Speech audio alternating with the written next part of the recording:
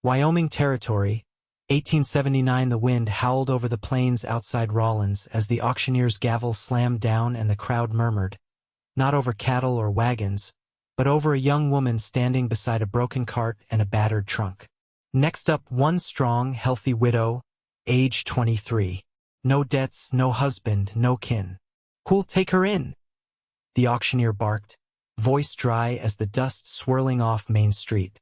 Celia Zeller flinched at the words, arms clenched tight around her waist.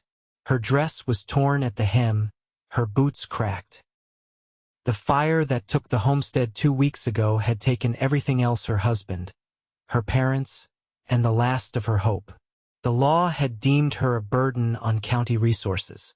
With no family and no means, she had been ordered sold into service, as if she were nothing more than worn tack. The townsfolk shifted, uncomfortable. No one stepped forward, until a tall man in a trail-worn coat, spurs jingling quiet as he moved, pushed through the crowd. "I'll take her," he said, voice steady. Celia looked up. He was sun-browned, lean, and rough around the edges, but it was his eyes that caught her. Blue-gray like a storm coming in over the plains, but gentle, like he had seen worse things than her and still kept standing. The auctioneer narrowed his gaze. "You got land? A place to put her?" "I got land, north of the river past the cottonwoods. My name's Yale Norwood. She'll have a roof, food, and no man laying a hand on her she don't want. I swear it." Celia's mouth went dry. She had no reason to trust a stranger, but he was the only one who had stepped forward. The gavel came down again. The crowd dispersed. Yale didn't touch her, just offered a hand. "You have a choice, Mississippi. You can come with me, or we can tell the sheriff to find another way." Celia stared at the calluses on his fingers, the dirt under his nails. He was no gentleman, but he was not cruel. She took his hand. The ride to Yale's homestead was quiet, the wind the only sound between them. The land stretched wide and golden, the hills rolling like the backs of sleeping buffalo. She rode behind him on his horse, arms barely wrapped around his middle, stiff with uncertainty. By the time the cabin came into view, a small, sturdy thing of timber and stone dusk had painted the sky in pinks and deep orange. A barn stood behind it, and a corral where 2 horses stood resting. Yale swung down and held out his hand again. "It's not much, but it's safe. I built it myself. You'll have your own room. I'll sleep in the barn if that makes you more comfortable." "You do not have to do this," she said quietly, her voice raw. "You do not know me." He looked at her, honest and calm. "I know when someone's been treated like they do not matter. I won't stand for that." Inside, the cabin smelled of cedar and smoke. The hearth still held warmth. Yale stirred the coals and added fresh wood. "Hungry?" She nodded once. He ladled stew from a pot into a tin bowl and handed it to her. She sat at the table, hands trembling as she took the first bite. The food was plain but warm, real. Yale poured water into a cup for her and leaned against the counter. "You got anyone left?" She swallowed hard. "No. My husband died in the fire. It was fast.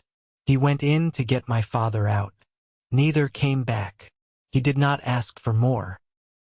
When she finished eating, he showed her to a small room off the main space.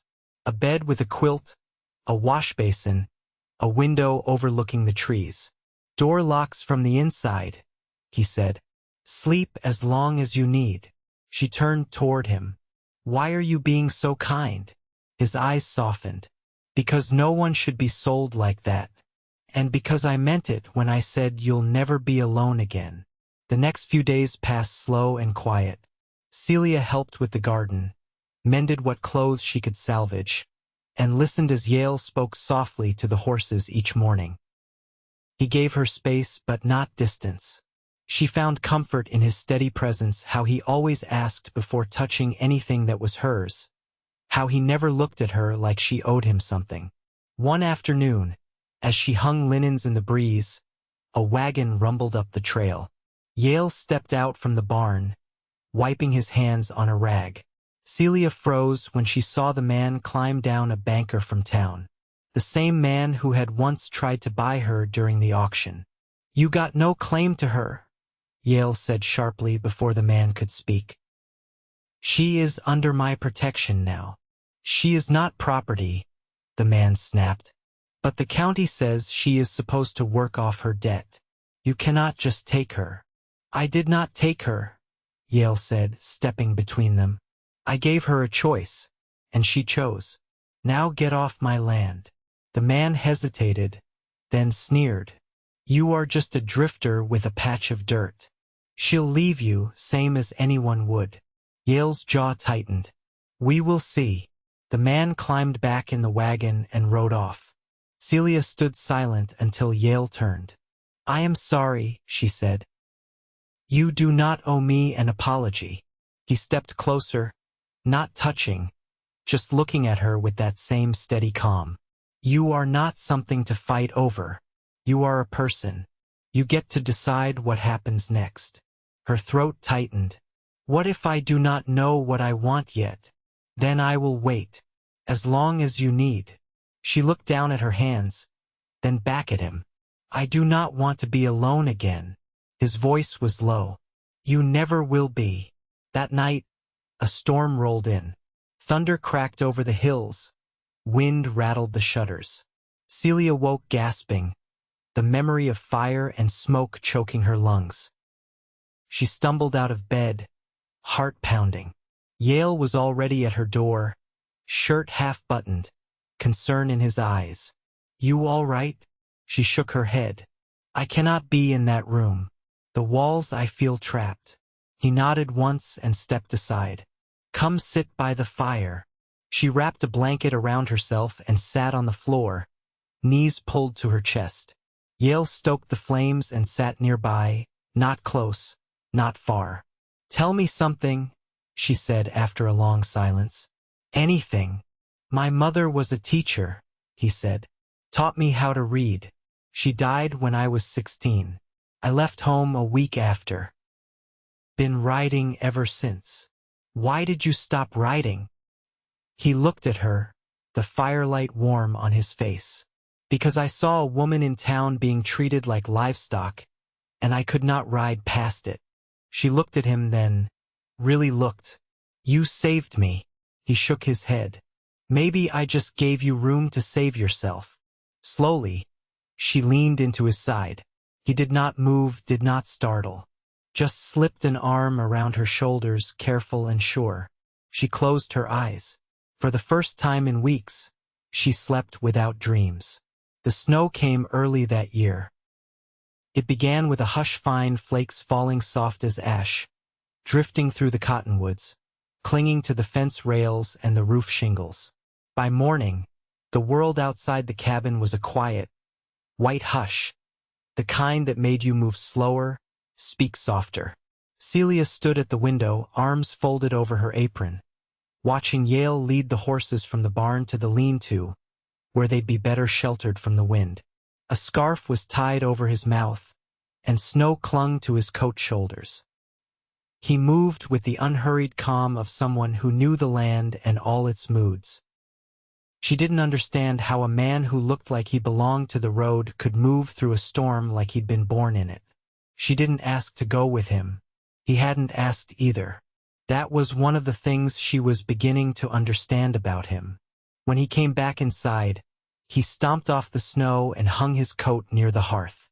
"Brought in the milk cow too," he said, tugging off his gloves. "She's not fond of snow past her knees." Celia turned from the window.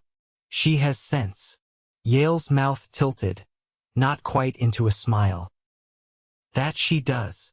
The quiet stretched, filled only by the crackle of the fire and the wind pressing against the eaves. Celia stirred the soup that had been simmering since morning, letting the scent of dried herbs and winter vegetables curl into the room. She didn't speak right away. She'd learned that silence didn't make Yale uncomfortable. "I used to think winter was beautiful," she said finally. Before, he didn't ask her to explain. Instead, he moved to the table and began sharpening the blade of his whittling knife in slow, practiced strokes. "It can still be," he said. She dipped the ladle into the pot and poured them both a bowl, setting his down beside him without waiting for thanks. When she sat across from him, the heat from the bowl warmed her fingers through the tin. "You always live out here alone?" she asked, blowing on a spoonful. "Nearly 3 years now." He didn't look up. "Before that, I worked cattle drives. Kansas, Montana, once all the way to Galveston." "Why'd you stop?" He turned the blade in his hand, testing the edge with his thumb. "Got tired of drifting. Tired of watching men drink themselves to death in saloons no one would remember." Celia took another bite, letting that sit between them. Then, "You don't drink?" "No," she waited. He didn't say more. Later, while she dried the dishes and he mended a tear in the saddle blanket by the hearth, she asked without turning, "You ever been married?" "No, why not?" He tied off the thread and set the needle down. "Wasn't ready to belong to anyone. Not until I knew what that meant." She folded the towel slowly, careful with the corners. "And now?" Yale looked up. His gaze met hers across the room, steady and quiet. "Now I know it means showing up every day, even when it's hard, especially then." Celia's chest tightened, the kind of ache that didn't come from pain but from something deeper, something being seen. The next morning, the wind died down. Celia stepped outside with a basket of seed for the chickens. The air was sharp, the kind that stung the lungs and made the world feel newly born. She walked through the snow, boots crunching, and scattered the kernels in wide arcs. The hens clucked their way out of the coop, feathers puffed in protest. Behind her, Yale came from the woods with a bundle of kindling over one shoulder. He paused, watching her. "You know," he said, shifting the weight of the wood, "you don't have to do all this." "I know," she said, brushing seed from her gloves. "But I want to." He nodded once and moved past her toward the stack by the shed. Later that day, Yale rode out to check the line fences, and Celia stayed behind, mending shirts near the fire. Sometime after noon, a soft knock came at the door. She opened it to find a girl no more than 12 with a red wool scarf pulled up to her ears and a bundle clutched in both arms. Her cheeks were raw with cold. "I'm looking for Mr. Norwood," she said, eyes wide and frightened. Celia stepped aside. "He's gone till sundown. Come in, you'll freeze." The girl hesitated, then crossed the threshold. Her boots were soaked, her coat too thin. Celia helped her out of it and led her to the fire. "What's your name?" "Ellen." The girl looked around the room like she wasn't used to warm places. "My ma sent me. Said Mr. Norwood helped once before. She's sick again." Celia crouched beside her. "Where do you live?" "By the creek, past the old mill." Celia knew the stretch. A half-day's walk, longer in snow. She said not to ask for charity, only if he had extra. Celia rose and moved to the pantry. She packed flour, beans, lard, and a jar of dried apples into a cloth sack. When Yale returned, the girl was asleep beneath a quilt near the hearth. "She come from the creek?" he asked, brushing snow from his hat. Celia nodded. "Her mother's sick." Yale looked toward the sleeping girl. "That family's had it hard. I'll take her back in the morning. I want to go too." He studied her face, then gave a single nod. "All right." The next day, they rode out with Ellen between them, wrapped in Yale's coat. The trail was slow with snow, but the silence between the three of them wasn't heavy. When they reached the cabin by the creek, Ellen's mother lay pale beneath a blanket, coughing weakly. Yale built the fire higher while Celia made tea from dried mint and willow bark. She stayed behind when Yale stepped out to check the lean-to and feed the goat. The woman's eyes fluttered open. Ellen says you're his wife, she rasped. Celia dipped a cloth in water and pressed it to her forehead. Not yet. The woman gave a faint smile. You will be. Celia didn't answer, but her hands moved gently, and her heart beat steady. That night, back in their own cabin, Yale poured 2 cups of tea and handed her one. She tell you anything? Celia looked into the fire. She said I'd marry you. Yale didn't move. What do you think she saw? I don't know. She set the cup down and turned to him. But I think she's right. Yale's eyes held hers, quiet and sure. Then when you're ready, I'll ask. Outside, the snow began to fall again. Inside, the fire burned low, and the distance between them closed. The thaw came slow that year. Snow melted in streaks across the ridges and pooled in the wagon ruts. The river, still half choked with ice, groaned under the pressure of spring pressing in. Celia stood on the porch, apron damp with water from the laundry, and watched a pair of jays dart through the cottonwoods. The sky above was pale as milk glass. Inside, Yale was oiling the latch on the door to the smokehouse. It had stuck all winter.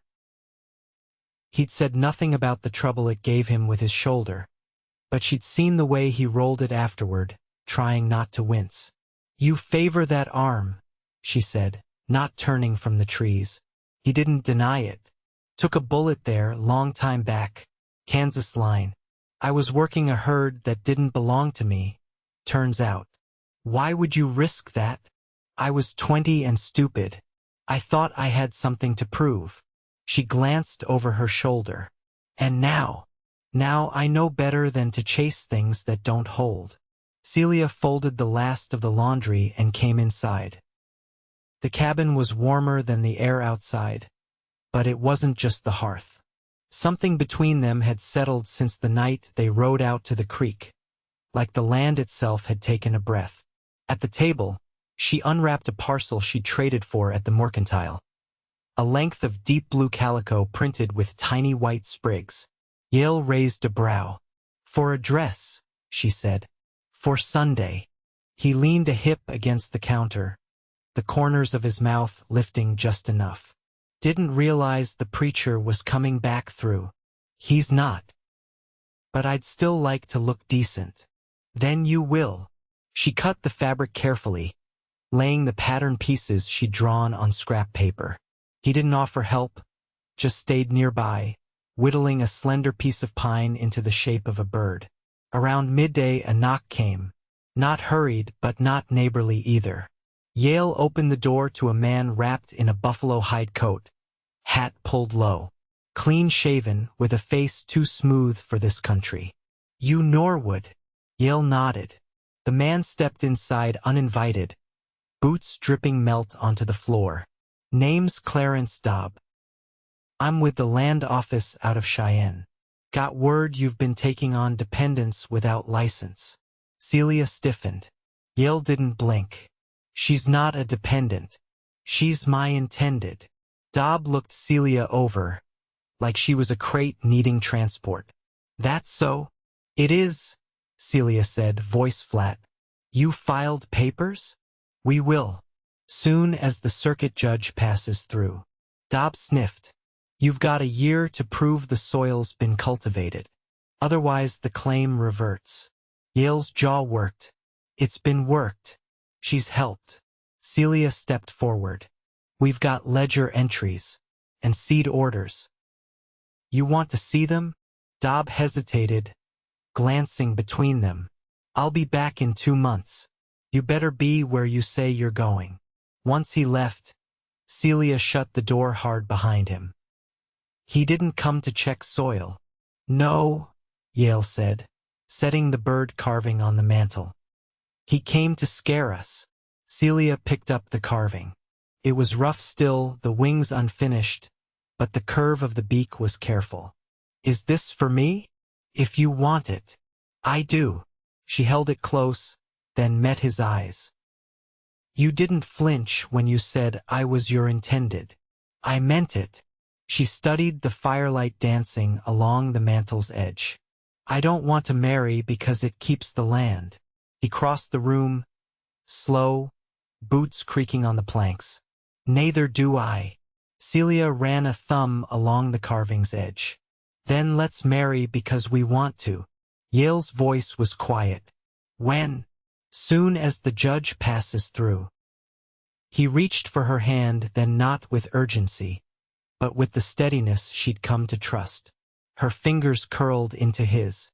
Outside, a crow cawed once and beat its wings against the pale sky. Inside, the silence wrapped around them, not heavy, but whole. The judge arrived on a Wednesday, just after sundown.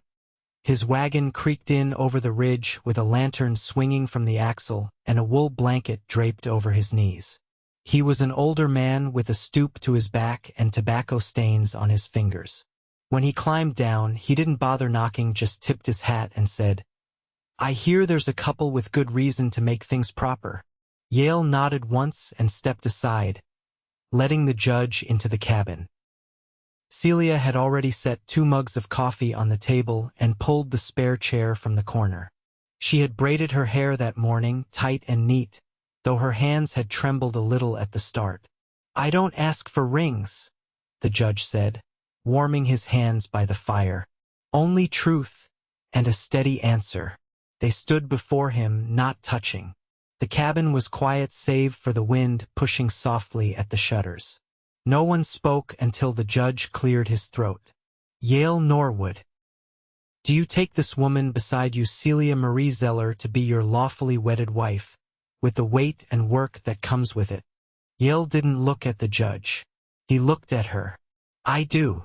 The judge turned. Celia Marie Zeller. Do you take this man, with his scars and silence, to be yours? For what's ahead, and what's behind? I do. The judge nodded and pulled a folded document from his coat.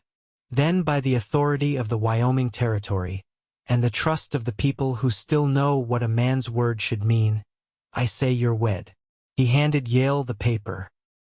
You'll need this in Cheyenne come tax time. Yale slipped it into the drawer beside the stove without fanfare. The judge didn't linger. He drank his coffee, accepted a slice of cornbread, and returned to his wagon before the moon rose high enough to light the trail. When the door shut behind him, Celia stood still in the center of the room. Her hands were empty. Her apron was clean. For the first time in a long while, there was no task waiting. You all right? Yale asked. She nodded. It feels different. How? I don't feel like I'm waiting anymore. He stepped closer. You aren't. That night, they didn't speak much. Yale banked the fire while Celia folded the quilt at the foot of their bed. When she turned back, he was standing beside the door with his hands tucked into his belt. I've shared my roof, he said, and I've shared my table. But I never shared my bed unless I meant to share my life. Celia stepped toward him, her voice low. I know what you mean. They lay down with the window open just enough to let the night air in. He reached for her hand beneath the blanket, calloused fingers wrapping around hers. She turned toward him, eyes open in the dark. I never thought I'd feel safe again, she whispered. Yale's thumb brushed the inside of her wrist. You are now. Outside, an owl called from the cottonwoods. The wind had settled, and the stars stretched clear across the sky. In the weeks that followed, the land softened. Shoots of green pushed up through the garden soil, and the hens began laying again. Celia planted sweet peas by the fence and strung a line for their vines to climb. She stitched a curtain for the small window in their bedroom and hung it without saying anything, just smiled when Yale noticed. One morning, she found him smoothing the edge of a cedar plank behind the barn. When she asked what he was building, he said, A cradle. She stared at him. I noticed the way you've been holding your hips, he said. And I saw you pour out the coffee yesterday after one sip. She didn't deny it. Instead, she stepped forward and placed her hand over his, guiding the plane across the wood. I was going to tell you. I figured you'd know when. I do now. They finished the cradle together, sanding it smooth and lining it with soft linen. He carved a small star into the headboard. She tucked a quilt inside, just big enough for a newborn.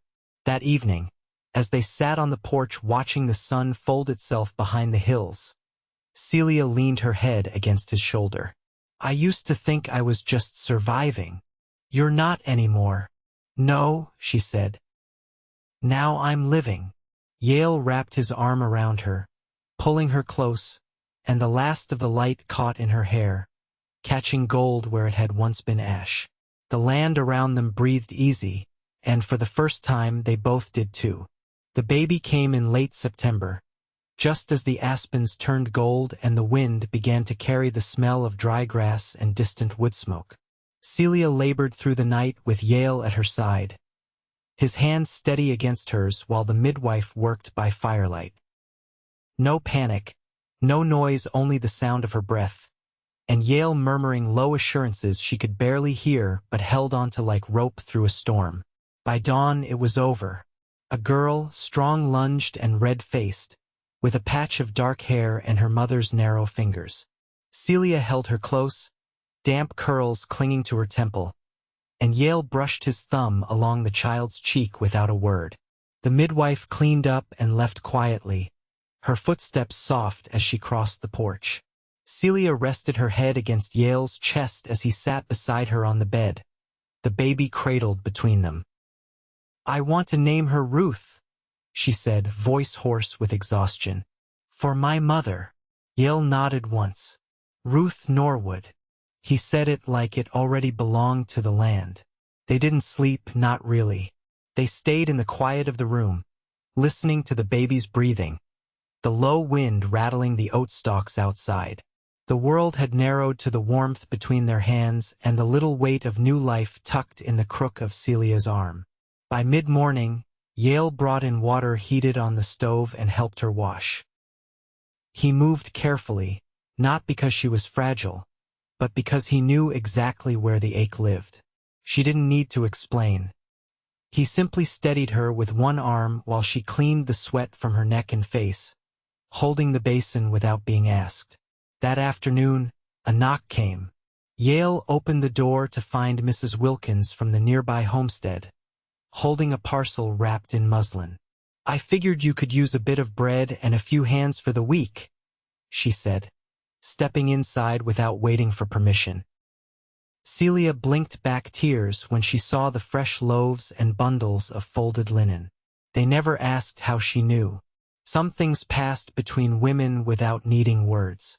By the second day, the baby had settled into a rhythm of sleep and soft wails. Yale carved a small wooden rattle and polished it smooth with beeswax. He didn't present it with ceremony, just left it on the windowsill beside the cradle, and Celia found it there as the morning sun crept across the floor. She picked it up and turned it in her hand, feeling the weight of it, the care in the grain. One evening, while Ruth slept in her arms, Celia asked, "Do you think she'll grow up wild?" Yale looked up from the harness he was oiling. She'll grow up knowing the shape of quiet. She might not want quiet. Then she'll have the strength to go find her noise. Celia smiled. I like that. They planted winter barley before the frost came, working side by side in the low light of afternoon. Celia wrapped Ruth in a sling across her chest, and Yale kept a watchful eye on the clouds, not for weather, but for the shape of hawks. The birds had been circling lately, drawn by the chickens. He'd already strung new wire and posted a scarecrow, but still he watched. When the first snow fell, Ruth was just over a month old. Her eyes had darkened, and she'd begun to follow movement with a sharp gaze that made Yale pause sometimes, staring back like she'd already seen more than she should. Celia had begun reading aloud again passages from the good book, and bits of poetry she remembered from her mother's sewing room. Ruth didn't understand the words, but her body always went still when the rhythm began. One night, as the wind curled hard against the windows, Yale laid another log on the fire and turned toward her. I've been thinking about adding a second room. She looked up from the shawl she was knitting. For what? So she can have space when she's older. And so you can have quiet if you want it. Celia set the needles down. I don't want quiet from you. Yale crossed to her and knelt in front of the chair. Then I'll build it anyway, but only so we've got more room for what's coming. She ran her fingers through his hair, now longer than when they'd met, streaked with early silver near the temples. What do you think is coming? More of this, he said. Work and storms and days too short, but also laughter. Maybe another child if you're willing. I'm willing, she whispered. He kissed her palm. The winter passed slow and steady. Ruth teethed early, and Celia sang to her through the nights, old songs she thought she'd forgotten. Yale lined the inside of the barn with new boards, strengthening it against the wind. When spring came again, the cottonwoods bloomed heavy with catkins, and Ruth took her first steps between their boots in the garden, toddling toward a hen with more determination than balance. They never called what they had perfect. It wasn't. There were late frosts that killed seedlings and dry spells that tested the well. There were days when Ruth wouldn't eat and nights when the wind tore shingles loose. But there was also the scent of bread baking, and the warmth of Yale's hand on the curve of Celia's back as they stood watching the sun rise over the fields they'd worked with their own hands. Years passed. Yale built the second room and then a loft above it. Ruth grew strong, with her father's quiet watchfulness and her mother's fire. Celia taught her letters by lantern light, and Yale showed her how to saddle a horse without spooking it. They kept a garden, raised chickens, traded wool for sugar, and once, in a rare year, took the wagon all the way to Laramie just to see a fair. Ruth rode on Yale's shoulders and came home with a ribbon she kept pinned to the wall above her bed. They grew older. Gray came slow, and with it a deeper kind of peace, the kind that came from years of knowing someone fully and still choosing them every morning. One evening, as the sun dipped low and the air smelled of sage, Celia stood on the porch with her hand resting on Yale's arm. Ruth was out in the pasture, her laughter ringing clear as she coaxed a young colt toward the fence. Celia turned to Yale. Did you ever think we'd have this? He didn't answer right away. Then, no. But I hoped. She leaned her head on his shoulder. It's more than I ever prayed for. Yale kissed her hair, slow and sure. It's what we made. Together. And it was. Every plank, every seed, every breath of laughter beneath their roof was built of their patience, their care, and the choice they made again and again to love without condition. They stayed and they lived and they loved. Fully. Quietly. Always.